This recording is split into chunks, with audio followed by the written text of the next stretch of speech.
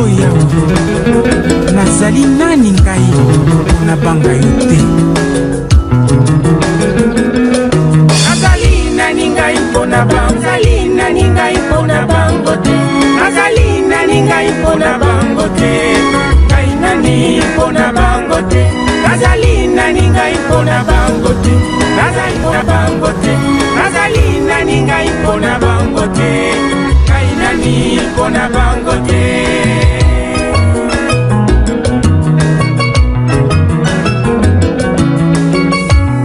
Bon, vous et moi, mais vous avec le Seigneur Jésus qui habite en moi, avec le Saint-Esprit qui habite en moi, avec le Père qui habite en moi, nous nous retrouvons.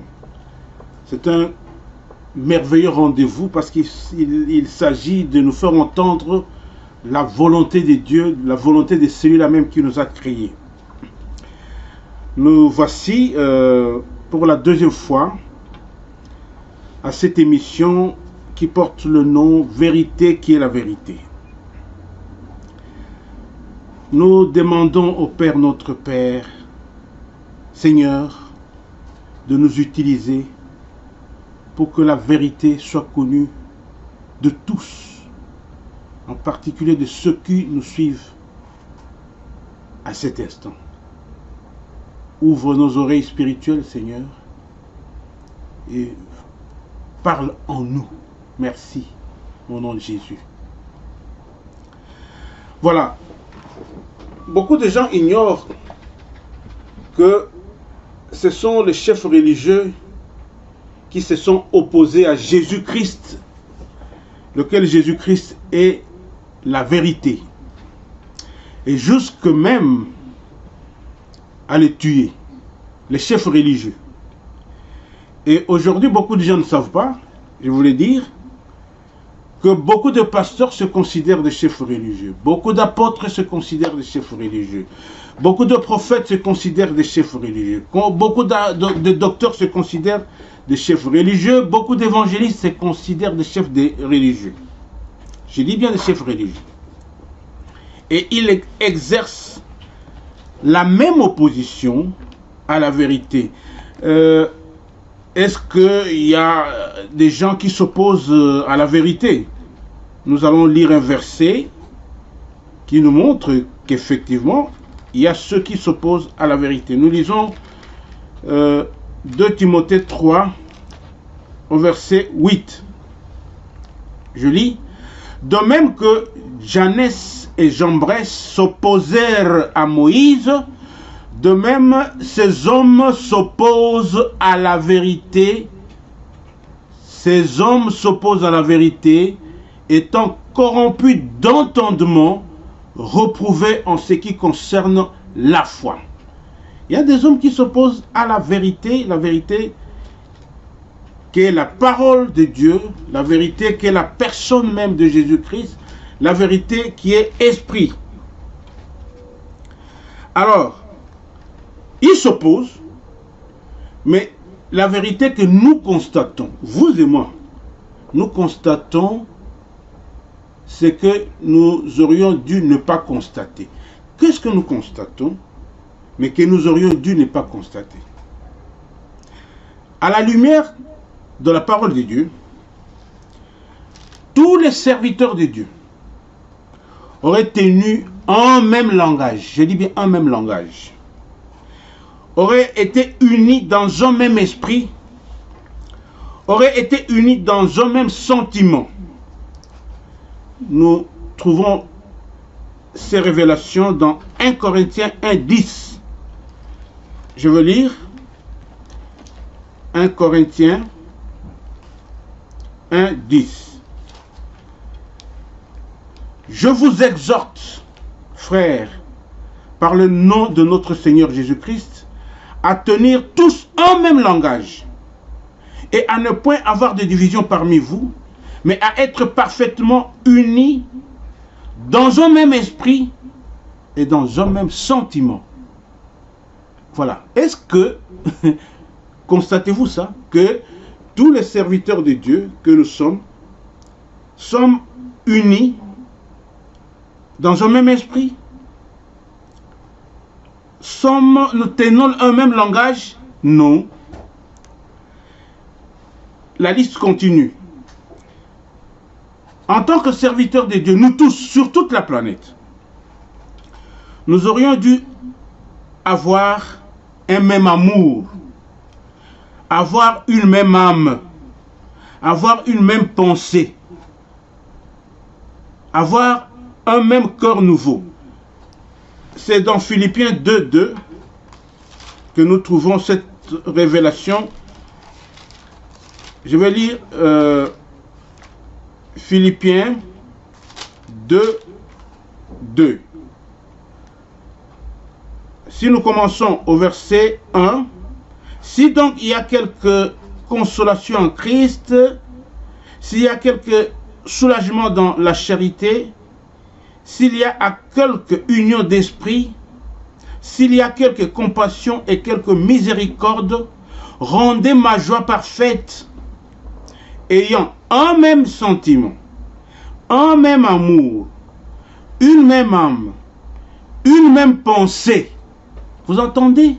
Une même pensée, un même amour, un même esprit. Avant même l'arrivée de Jésus, Dieu avait déjà fait prophétiser Ézéchiel. Nous allons lire Ézéchiel 11, verset 19. Ézéchiel 11, verset 19. Je leur donnerai un même cœur. Je leur donnerai un même cœur. Et je mettrai en vous un esprit nouveau. Vous entendez? Un même cœur. Un même cœur. Et les premiers chrétiens sur qui est arrivé le Saint-Esprit le jour de la Pentecôte, nous voulons entendre qu'est-ce qui est dit à leur sujet, parce que nous disons qu'il faut que le chrétien ait un même cœur nouveau. Nous allons lire en Actes 4, verset 32. Actes 4, verset 32. Je lis. Nous sommes en Actes. La multitude de ceux qui avaient cru n'était qu'un cœur et qu'une âme. Nul ne disait que ses biens lui appartinssent en propre, mais tout était commun entre eux. Aujourd'hui, ce qui m'intéresse ici, c'est un cœur. Ils étaient un cœur et une même âme. Mes frères, nous sommes distraits. Mais pour Dieu, rappelez-vous que j'avais dit au cours de l'émission de la fois passée, que nous devons être en Dieu. Moïse est venu pour, disons, la mission de Moïse était de faire partir les enfants d'Israël d'Égypte à Canaan. Mais Jésus-Christ est venu faire partir ceux qui croient en lui du monde jusqu'en Dieu. Jusqu'en Dieu. Vous pouvez vous imaginer que les gens soient en Dieu. Être en Dieu, qui est une personne divine, qui est la personne qui a créé, c'est être au sein d'une personne qui est cette personne Dieu. Vous comprenez? Alors, comment les gens peuvent-ils se trouver au sein de cette personne qui est Dieu et ne pas avoir le même cœur, ne pas avoir le même esprit, ne pas avoir la même pensée, ne pas avoir le même sentiment, ne pas avoir. Comment cela? Ce n'est pas possible. Beaucoup de gens sûrement se posent des questions, mais qu'est-ce qui se passe? Kangouma que nous connaissons, mais il parle des choses. Justement, après avoir pris connaissance de ces versets, je me suis dit, mais nous ne constatons pas ça, mais qu'est-ce qui ne va pas? Ici, nous sommes en train de partager la connaissance qui nous permet de connaître pourquoi les choses ne sont pas telles qu'elles étaient, elles sont censées être.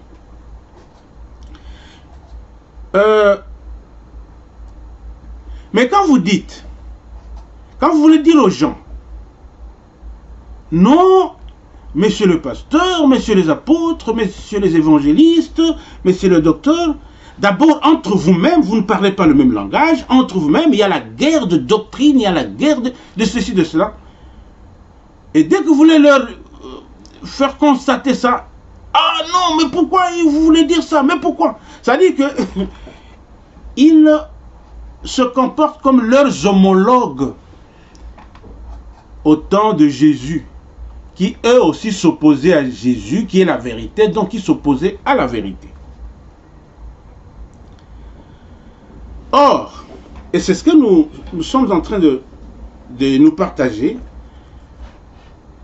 réalisons qu'Adam a manqué la sagesse d'en haut. Et ces chefs religieux qui s'opposèrent à la vérité, jusqu'à tuer même la vérité qui est Jésus-Christ, qui aujourd'hui, parce qu'il a été ressuscité des morts, il est parmi nous et en nous. Ces mêmes chefs religieux ne veulent pas entendre la vérité. Et j'ai dit, c'est parce que ils oublient que lorsque nous entrons en Dieu, nous recevons des avantages, comme je l'ai dit la fois passée, qui sont très élevés, entre autres la sagesse d'en haut. Je parle de la sagesse d'en haut parce qu'elle est différente de la sagesse qu'avait Salomon. Alors, Dieu m'a mis à cœur de vous faire réaliser que des serviteurs de Dieu d'aujourd'hui encore témoignent contre eux-mêmes. Ils témoignent comme quoi eux aussi n'ont pas la sagesse d'en haut.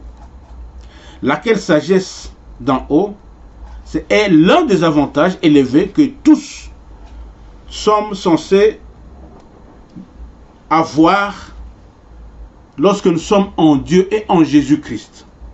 Parce que, je viens de le dire, être en Dieu et en Jésus-Christ, c'est être au sein de la personne du Créateur, qui est Dieu. Être au sein de la personne qui est le Fils du Créateur, qui est Christ.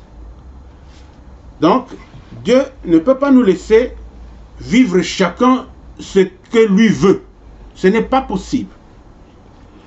Et la fois passée, je relevais ça pour dire que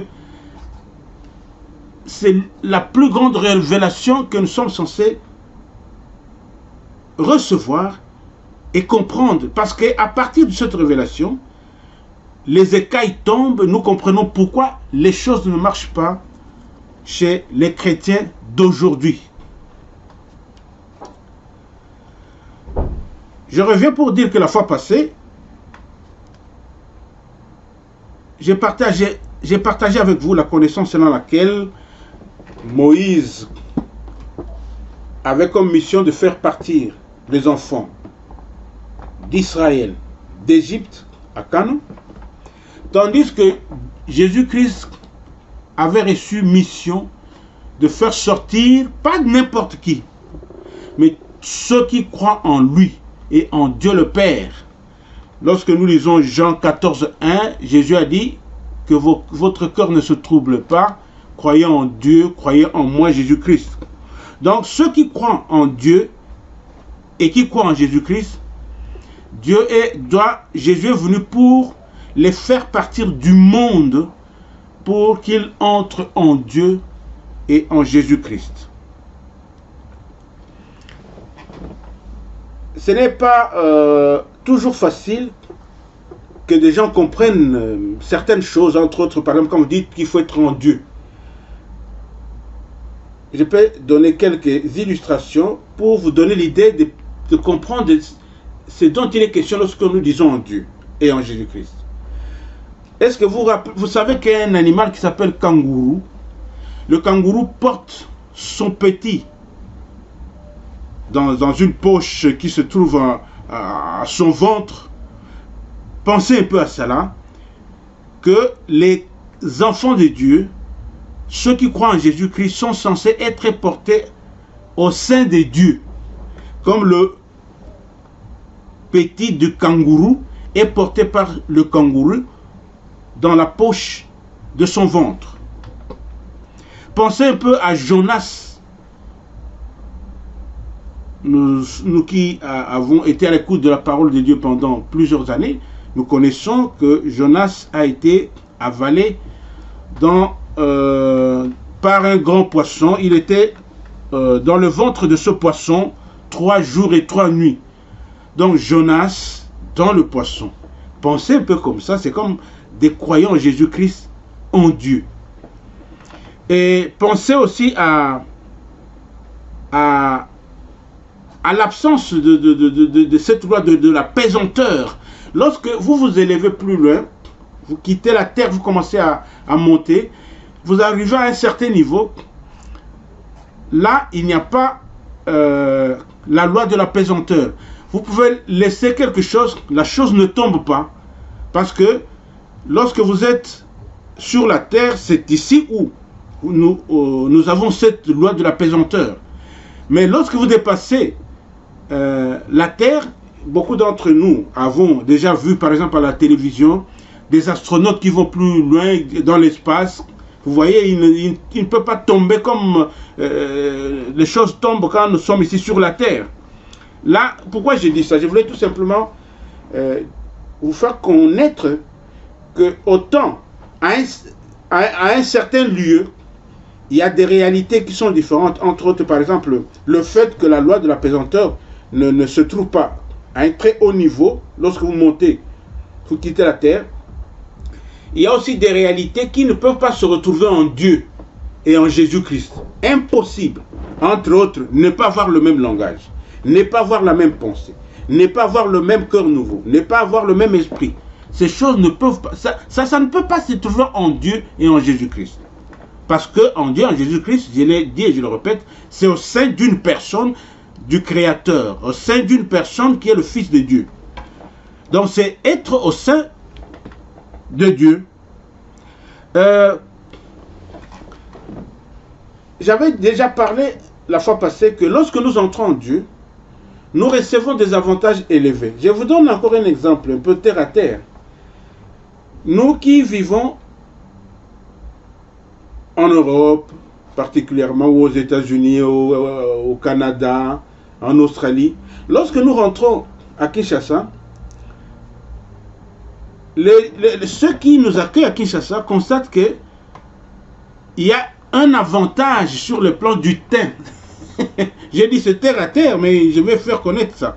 Le teint change, un peu ngébou, voilà. Parce que ça, c'est un avantage d'ici, dans le monde occidental, qui est le monde où il y a disons, le climat froid, et ça permet à la couleur de la peau de changer, un peu de devenir ngébou, comme nous le disons. Donc, mais pourquoi quelqu'un peut-il recevoir ce teint?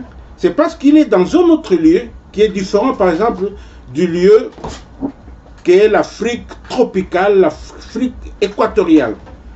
Et il faut mettre en tête qu'en Dieu, les réalités sont tout à fait différentes des réalités qui sont dans le monde, en bas dans le monde ou dehors dans le monde.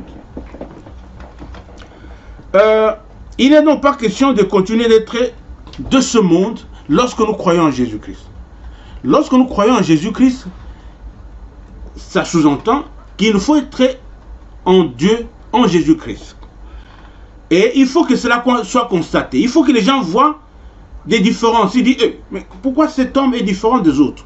Pourquoi ces hommes sont différents des autres? C'est parce qu'ils sont en Dieu. C'est parce qu'ils sont en Dieu et en Jésus-Christ. Il faut que les avantages élevés que Dieu a réservés pour ceux en Dieu et en Jésus-Christ soient constatés. Il faut que les gens constatent. Mais quand les gens ne constatent pas, ça signifie qu'on n'est pas en Dieu et en Jésus-Christ. Imaginez-vous que quelqu'un vit ici en Europe et il rentre à Kinshasa, mais on ne voit pas même le changement de teint. Les gens vont commencer à dire non, monsieur, Ce n'est pas vrai. Peut-être que vous êtes allé je ne sais pas, vous êtes allé au Niger et vous nous trompez, vous dites que vous êtes disons en Europe, parce qu'il y a des avantages qu'on doit constater. Alors comment on peut être en Dieu et ne pas faire dégager ces avantages-là que les gens voient eux? Mais ces types ne vivent pas avec nous, ou bien ces gens ne sont dans Dieu et dans Jésus-Christ. Je voudrais que nous comprenions que souvent, nous qui avons cru en Jésus, on nous a dit que nous allons aller au ciel. Mais s'il vous plaît, autant, comme je l'ai dit la fois passée, que la condition pour être serviteur de Dieu, c'est être en Dieu et en Jésus-Christ, autant la condition pour être enlevé, pour aller dans la ville nouvelle qui descendra du ciel, la nouvelle Jérusalem, il faut être en Dieu et en Jésus-Christ. Et laissez-moi vous dire que qu'être en Dieu et en Jésus-Christ, c'est qu'être au sein même du Créateur, c'est un lieu plus élevé à la fois au lieu que nous appelons les cieux d'à présent et au lieu que nous appelons les cieux nouveaux qui seront créés. Parce que quand nous sommes en Dieu, nous sommes en celui-là même qui, non seulement il a créé les cieux d'à présent et la terre d'à présent, mais qui va créer les nouveaux cieux et la nouvelle terre. Mes frères et mes sœurs, nous réalisons la hauteur de ce que nous appelons ce lieu en Dieu, en Jésus-Christ. Mais alors, vous ne pouvez pas être en Dieu, en Jésus-Christ, vous comporter comme vous vous comportez, avoir des choses que nous avons, entre autres, des religions au sein de ce lieu que nous appelons en Dieu, en Jésus-Christ, ne pas parler le même langage, observer la loi qui a été donnée à cause de transgressions, qui a été donnée parce que c'est aux pécheurs que cette loi a été donnée. Lorsque nous sommes en Dieu et en Jésus-Christ, la loi que nous avons en Dieu, en Jésus-Christ, c'est la loi parfaite qui s'appelle la liberté. Parce que Dieu considère qu'après nous avoir purifiés par sa parole et par son sang, après avoir effacé tous nos péchés, nous sommes free, comme nous le disons ici disons, dans le pays anglophone. Nous sommes libres, donc nous ne pouvons pas être sous la loi. Mais aujourd'hui, je vais mettre l'accent sur d'autres preuves que je vais ajouter. Parce que la fois passée, j'ai donné quelques preuves qui montrent que des serviteurs de Dieu témoignent contre eux-mêmes. Ils prouvent qu'ils n'ont pas la sagesse. J'ai dit, pendant que Dieu a réservé un salaire élevé, qui est le partage de tous les biens, à ses serviteurs, mais des serviteurs choisissent le salaire bas, qui est le partage de la dîme. Je parlais la fois passée que Dieu a prévu, a réservé le royaume de Dieu pour ceux qui sont en Jésus-Christ, ceux qui sont en Dieu. Ceux qui sont en Dieu, en Jésus-Christ, ceux-là bénéficient du royaume de Dieu. Ils ne peuvent pas bénéficier d'une religion quelconque. J'ai dit bien, nous sommes en Dieu, en Jésus-Christ. Pas question de religion, pas question d'une dénomination, en Dieu, en Jésus-Christ. Vous pouvez tout dire, mais vous ne pouvez pas. Je suis sûr que vous ne prouverez pas le contraire, mais je sais que c'est le manque de sagesse d'en haut. Parce que quand nous parlons de manque de sagesse, c'est le manque de sagesse d'en haut. Lorsque nous n'avons pas encore reçu la sagesse d'en haut, qui est Jésus-Christ, il faut que je relise ça, parce que c'est très important. Lorsque je dis qu'il y a une sagesse d'en haut, c'est cette sagesse d'en haut qui manque aux gens, et un serviteur de Dieu, me semble-t-il, mais qui manque la sagesse d'en haut, il refuse des choses que Dieu a réservées pour ceux qui sont en Dieu et en Jésus-Christ. Lorsque nous lisons Jacques 3, versets 15 à 17, il est dit ceci. Cette sagesse n'est point celle qui vient d'en haut. Là, on fait allusion à la sagesse du monde. Mais elle est terrestre, charnelle, diabolique. La sagesse du monde. Car là où il y a un zèle amer et un esprit de dispute, il y a du désordre et toutes sortes de mauvaises actions. Vous entendez? Mais ici, on dit ceci.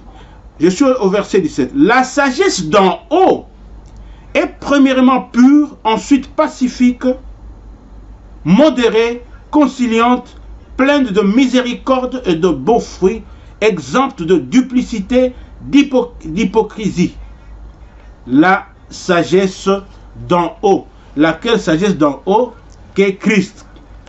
Nous la prenons dans 1 Corinthiens 1, je vais lire 1 Corinthiens 1, verset 23. Nous prêchons Christ crucifié, scandale pour les Juifs et folie pour les païens, mais puissance de Dieu et sagesse de Dieu. Christ, sagesse de Dieu, pour ceux qui sont appelés tant Juifs que Grecs. Au verset 30, il est dit ceci.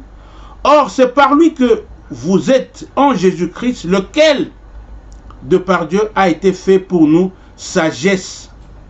Jésus-Christ a été fait pour nous sagesse. Donc, ceux qui n'ont pas encore la sagesse d'en haut, qu'est Jésus-Christ, ils refusent des choses que Dieu a réservées pour ceux qui sont en Dieu et en Jésus-Christ. Les avantages élevés. Alors, aujourd'hui, j'ajoute d'autres avantages. Aujourd'hui, je vais en ajouter deux. Je vais ajouter des preuves, je veux dire, qui montrent que des serviteurs de Dieu eux-mêmes témoignent qu'ils n'ont pas la sagesse de Dieu. Parce que vous ne pouvez pas, maintenant que nous disons ces choses, ne venez pas contredire, ne venez pas, disons, refuser ce que nous disons. Si vous n'avez pas encore la, peut-être parce que vous n'avez pas encore la sagesse dont il est ici question. Parce que c'est cette sagesse qui nous manque. Lorsque nous avons la sagesse d'en haut, nous ne pouvons pas ne pas accepter la vérité. Nous ne pouvons pas ne pas accepter des avantages élevés, des choses nouvelles que Dieu a réservées pour ceux qui sont en Dieu et en Jésus-Christ. Alors, j'ai dit qu'aujourd'hui, je donne deux preuves. Est-ce que quelqu'un qui vous trompe, mais que vous acceptez la tromperie, vous devenez victime de sa tromperie. Êtes-vous sage? Avez-vous la sagesse d'en haut? Non. Alors je vais vous prouver qu'il y a une sagesse d'en haut qui nous manque. Voilà pourquoi nous avons accepté la tromperie qui nous a été faite.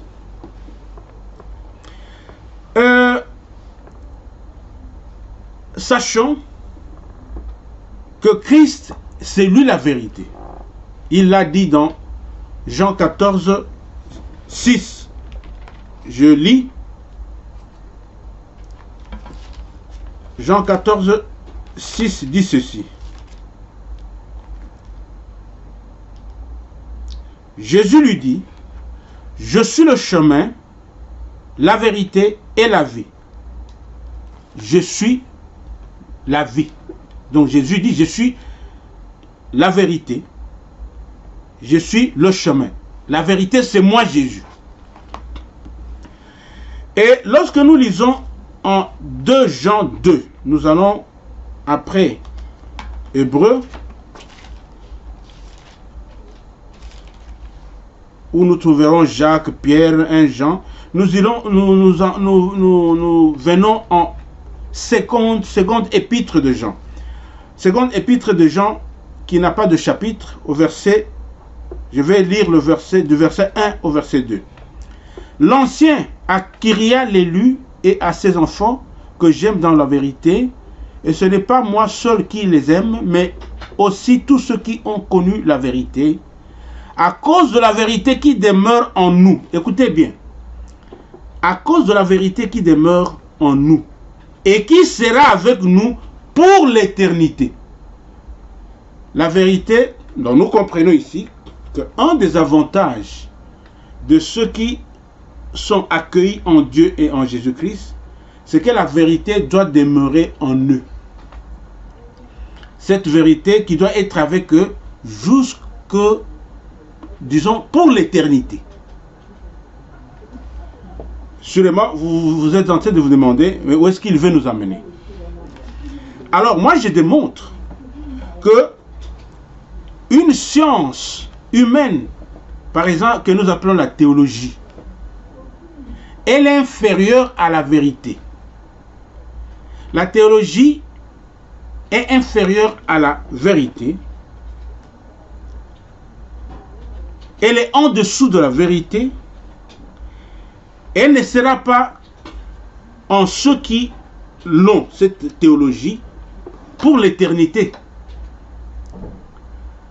Donc, ceux censés avoir la vérité en eux ajoutent à la vérité la théologie qui est une science humaine, mais qui est inférieure à la vérité.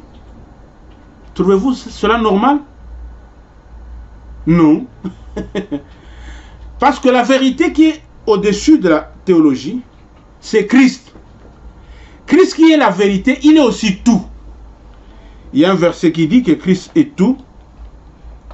Lisons Colossiens 3, verset 1. Colossiens 3, verset 1, verset 11, je veux dire. Colossiens 3, verset 11. Il n'y a ici ni grec, ni juif, ni circoncis, ni incirconcis, ni barbare, ni citre, ni esclave, ni libre, mais Christ est tout et en tous. Christ est tout. La lumière, c'est Christ. La vérité, c'est Christ. La parole de Dieu, c'est Christ. Le chef de l'église, c'est Christ. La porte des brebis, c'est Christ. Le chemin, c'est Christ. Christ est tout. Alors, lorsque vous avez la vérité qui est Christ, vous avez tout. Or, lorsque nous avons la théologie, nous n'avons pas tout. La théologie n'est pas tout. Comme Christ est tout, qui est la vérité. Je vais dire ceci. Je n'ai pas envie de mettre mal à l'aise qui que ce soit. Mais parce qu'après m'être donné un nombre d'années en train de faire des recherches, pour arriver à comprendre pourquoi les choses ne marchent pas, pourquoi nous ne parlons pas le même langage chez les chrétiens, ça c'est parmi des révélations que le Seigneur m'a fait comprendre, m'a donné de comprendre. Lorsque pour Dieu c'est la vérité, pour ceux qui sont en Dieu, en Christ, vous ajoutez quelque chose que vous appelez théologie, mais qui est inférieur. Lorsque vous ajoutez quelque chose qui est inférieur, parce que la vérité, elle est suffisante. Lorsque vous avez la vérité, elle suffit. Mais lorsque à cette vérité, vous ajoutez la théologie n'est pas suffisante. La théologie n'est pas comme la vérité. Je dis la vérité, c'est une personne qui s'appelle Jésus-Christ. Quand vous avez Jésus-Christ qui est une personne, vous avez déjà ce Christ-là qui suffit. Vous n'avez pas besoin d'une science. Parce que la science elle-même n'est pas une personne. À la personne de Jésus-Christ.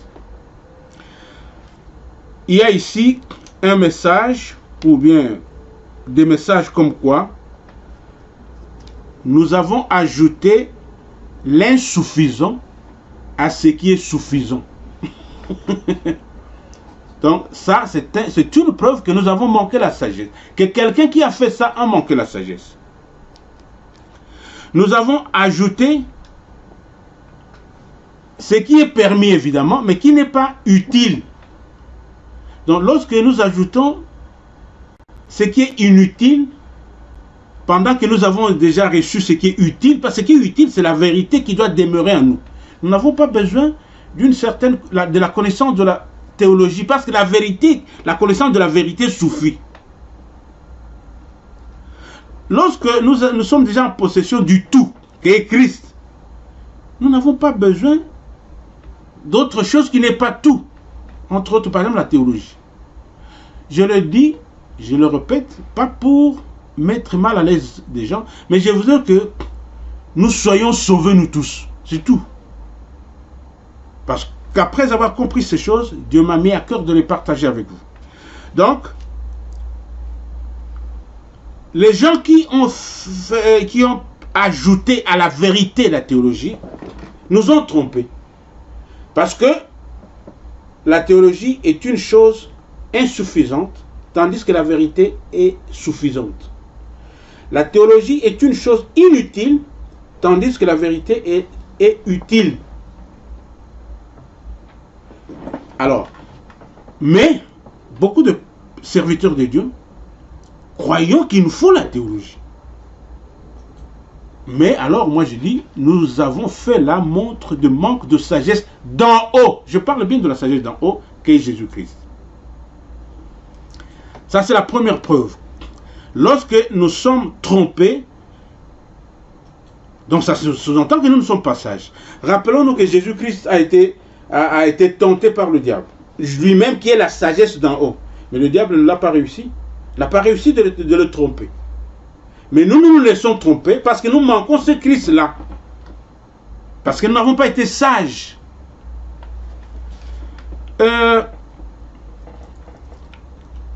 La Bible dit, tout n'édifie pas. Je veux lire cela en 1 Corinthiens 10, 23. 1 Corinthiens, chapitre 10, verset 23. Tout est permis, mais tout n'est pas utile. Tout est permis, mais tout n'édifie pas. Non. C'est la vérité. La théologie, c'est permis qu'on l'ait, mais elle n'édifie pas. Là, moi je suis sûr que les théologiens ont expérimenté ça et continuent d'expérimenter cette vérité.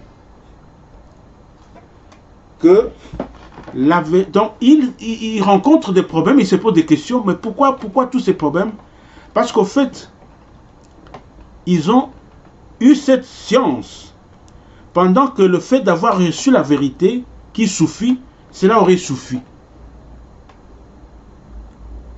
Je suis sûr que beaucoup de théologiens partageront cette révélation.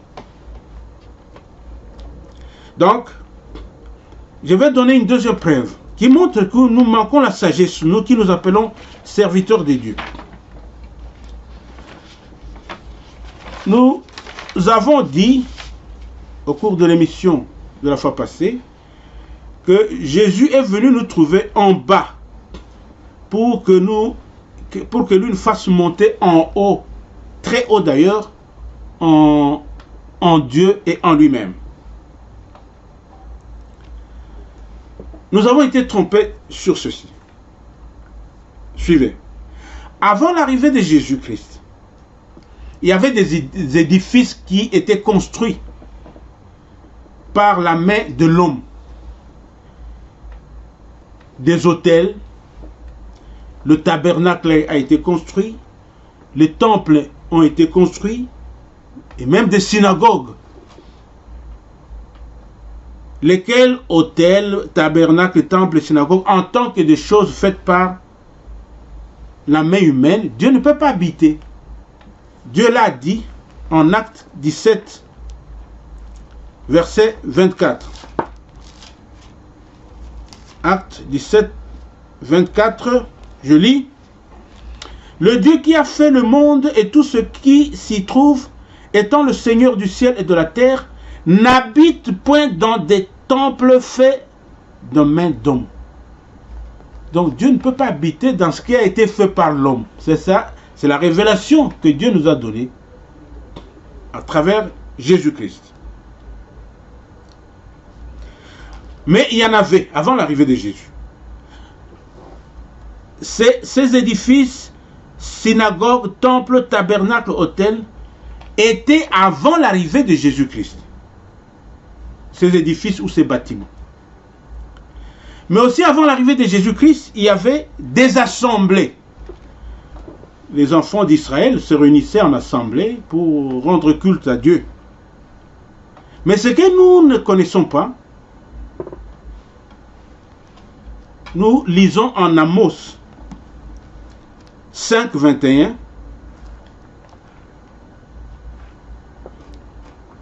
Amos 5, 21, nous allons sûrement avoir une surprise.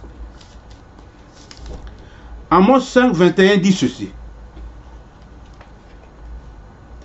Je hais, je méprise vos fêtes, je ne puis sentir vos assemblées. Dieu a dit ça avant même l'arrivée de Jésus. Il a dit, je ne puis sentir vos assemblées. Le mot sentir, parce que je vais vous faire connaître un autre verset qui montre que, à cause du fait que ces assemblées étaient des assemblées de pécheurs, ça dégageait une mauvaise odeur. Voilà pourquoi Dieu dit, je ne puis sentir vos assemblées. Voilà. Je dis, avant l'arrivée de Jésus, en bas, dans ce monde, en particulier en Israël, j'ai dit qu'il y avait des bâtiments dans lesquels Dieu n'habitait pas. Mais il y avait aussi des assemblées, ces bâtiments, au sein de ces assemblées, les gens s'assemblaient, il y avait des assemblées. Ces assemblées, Dieu ne voulait pas les sentir. Vous me direz, est-ce qu'il y avait une mauvaise odeur? Oui, parce qu'il y a un autre verset qui suggère que l'assemblée tout court, ce n'est pas ce dont Dieu a besoin. Mais je ne veux pas dire qu'il ne faut pas que nous nous assemblions, non. Je parle de l'état des choses avant l'arrivée de Jésus-Christ. Lisons, nous avons déjà lu le verset qui montre que Dieu n'habite pas dans les édifices faits de mains d'hommes, mais nous allons lire 2 Corinthiens 2, 15, qui nous dira quelque chose qui va peut-être surprendre certains d'entre nous. 2 Corinthiens 2, verset 15. Je préfère lire, je vais commencer au verset 14. Grâce soit rendue à Dieu qui nous fait toujours triompher en Christ, s'il vous plaît, et qui répand par tous, en tout lieu, l'odeur de sa connaissance. Nous sommes en effet pour Dieu la bonne odeur de Christ. Voilà. Nous sommes pour Dieu la bonne odeur de Christ parmi ceux qui sont sauvés et parmi ceux qui périssent. Nous sommes la bonne odeur de Christ. Parce que, avant l'arrivée de Jésus, les assemblées se tenaient, mais Dieu ne voulait pas sentir ces assemblées, parce que ces assemblées ne dégageaient pas la bonne odeur de Christ. Alors maintenant, Dieu dit, pour que j'ai besoin d'une bonne odeur, Dieu qui, avant la création des cieux et de la terre, était avec Christ. Donc il était déjà habitué à l'odeur, à la bonne odeur de Christ. Il nous crée, nous, et puis le péché arrive, nous sentons mauvais. Même quand nous nous assemblons, lorsque nous nous assemblons, que nous ne sommes pas en Christ, cela dégage une mauvaise odeur. Donc, Dieu avait besoin du corps de Jésus-Christ. Au lieu des assemblées, non. Enfin, des assemblées qui s'étaient par ceux qui n'étaient pas membres du corps de Christ. Dieu a voulu désassembler, mais des membres du corps de Christ que nous appelons Église. Donc, assembler tout court, ce n'est pas ça ce que Dieu veut. Mais je ne dis pas qu'il ne faut pas s'assembler, s'il vous plaît. Nous devons nous assembler en tant que corps de Christ. Parce que lorsque nous nous assemblons en tant que corps de Christ, alors nous dégageons la bonne odeur de Christ. Dieu sentait une mauvaise odeur dans les assemblées avant Jésus-Christ. Et il a voulu se bâtir lui-même un corps. Donc lorsque nous croyons en Jésus-Christ, c'est pour que nous devenions membres individuellement, c'est pour devenir membres de son corps. Alors quand nous devenons membres de son corps, alors nous dégageons la bonne odeur de Christ. Alors quand nous nous assemblons en tant que ceux qui appartiennent au corps de Christ, alors Dieu, c'est ce que Dieu veut. Et c'est ce que Dieu a voulu. Donc lorsque Jésus est venu, il est venu pour que nous qui croyons en Jésus-Christ, il nous accueille en Dieu et en lui-même Jésus-Christ, où nous allons, parce qu'après avoir été purifiés, rendus purs, après que tous nos péchés sont effacés, nous sentons l'odeur de Jésus-Christ.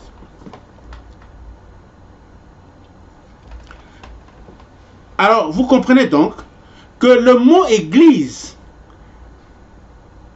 Dieu l'a donné, Jésus l'a donné aux croyants en Jésus-Christ, non à l'assemblée, non au bâtiment et l'édifice. Voilà le changement arrivé. Église, ce mot ou ce nom, Dieu l'a donné aux croyants, ceux qui ont cru en Jésus-Christ. Parce que vous pouvez vous réunir dans une assemblée, mais si vous n'avez pas cru en Jésus-Christ, il y a des assemblées d'autres religions. Non, ces assemblées ne sont pas l'Église. Et dans une assemblée, nous nous retrouvons parfois avec des gens qui viennent pour la première fois et qui viennent entendre le message de l'Évangile, qui doivent être purifiés, qui ne sont pas encore membres de corps de Christ. Donc l'assemblée n'est pas nécessairement Église. Il faut que nous comprenions ça de cette façon-là. Alors, Dieu a donné le nom au corps de Christ, Église. Dieu n'a pas voulu que ce nom soit donné à un édifice. Non, parce que lui n'habite pas là-bas.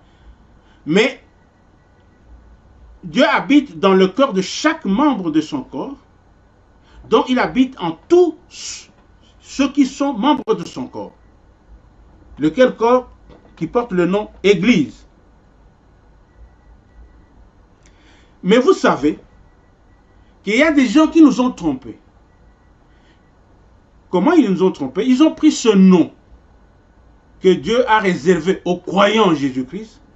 Ils le donnent à des assemblées. Ils le donnent aux bâtiments. Non. Mais nous avons accepté. Le fait que nous avons accepté est une preuve que nous avons manqué la sagesse.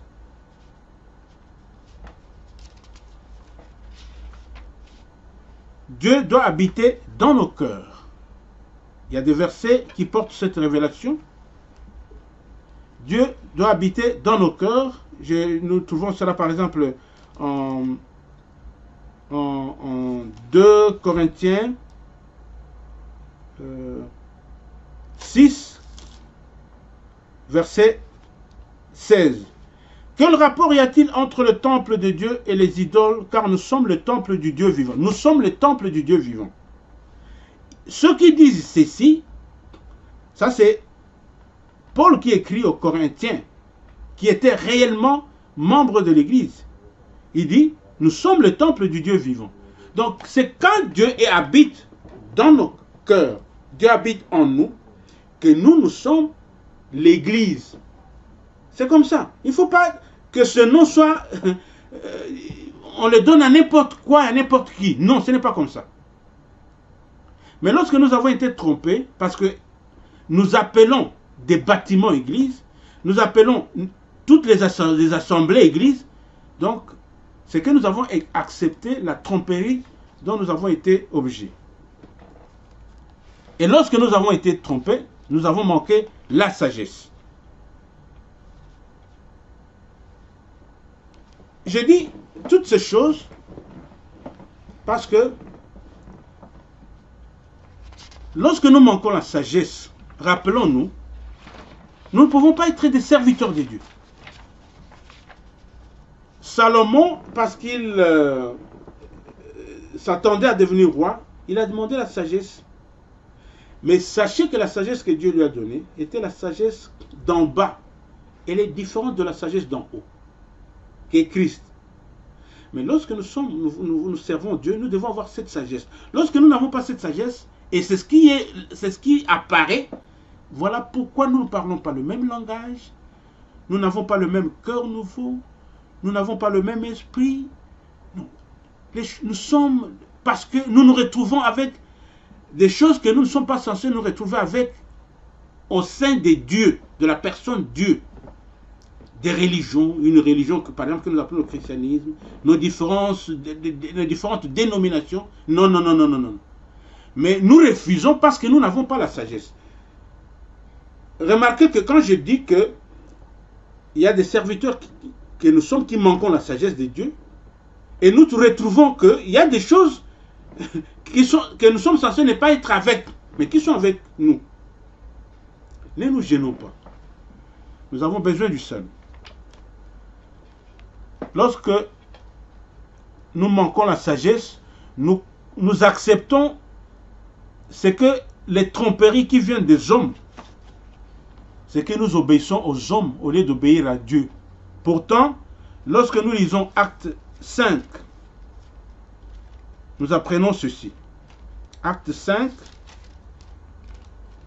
verset 29. Pierre et les apôtres répondirent, « Il faut obéir à Dieu plutôt qu'aux hommes. » Il y a des hommes qui... L'homme n'est que trompeur. Tout homme n'est que trompeur. C'est ce que la Bible nous dit. La Bible nous dit que tout homme est trompeur. Voilà pourquoi il faut seulement obéir à Dieu seul. Mais lorsque nous n'obéissons pas à Dieu, nous nous laissons tromper. Et c'est ce qui s'est passé. Pourtant, je le répète, c'est à Dieu qu'il faut obéir. Lorsque nous avons obéi aux hommes qui nous ont trompés, nous avons manqué de sagesse. Et voilà pourquoi nous avons beaucoup de problèmes dans notre camp, à nous qui nous considérons disciples de Jésus-Christ, tout en manquant la sagesse d'en haut. Voilà ce que le Seigneur m'a mis à cœur d'exposer. Quelqu'un parmi vous qui me suivez, a-t-il une question à poser? Quelqu'un parmi vous, a-t-il un commentaire à faire un peu d'une façon très brève? Je vous écoute. Donc, ne vous gênez pas de m'appeler si vous pensez que vous avez une question à poser ou un commentaire à faire. Quand bien même je parle, vous pouvez m'arrêter pour soit me poser la question que vous voulez poser, disons intervenir, soit faire un commentaire n'importe lequel. Sinon, aujourd'hui, le Seigneur m'a mis à cœur d'ajouter d'autres preuves qui montrent que nous manquons la sagesse d'en haut. Laquelle sagesse d'en haut qu'est Jésus-Christ. Voilà pourquoi nous connaissons toutes ces déceptions dans notre camp. Nous disons toutes ces choses parce que quand nous découvrons, nous avons la connaissance qui nous montre que il y a quelque part où nous avons failli, alors nous pouvons rectifier le tir. Voilà, il me semble qu'il n'y a pas d'intervention, ni de quelqu'un qui veut poser la question, ni de quelqu'un qui veut faire un commentaire. Alors j'espère que ce que nous venons de nous partager est entré tout droit dans nos cœurs. Que le Seigneur nous aide, qu'il veuille protéger ce que nous venons d'entendre, et qu'il nous incite à corriger là où nous avons failli. Cherchons la sagesse d'en haut, qu'est Christ. Et au fur et à mesure que nous allons continuer de nous partager la parole de Dieu, nous allons revenir sur, je veux dire, la vérité selon laquelle il faut nous repentir pour que le Seigneur nous pardonne, pour que le Seigneur efface nos péchés, pour que le Seigneur nous donne le don du Saint-Esprit, pour que le Seigneur nous donne Jésus-Christ qu'il nous a destiné, lequel Jésus-Christ est lui, la sagesse d'en haut. Quant aujourd'hui, parce qu'il n'y a pas de question, je vous remercie de nous avoir suivis et au revoir et à la fois prochaine.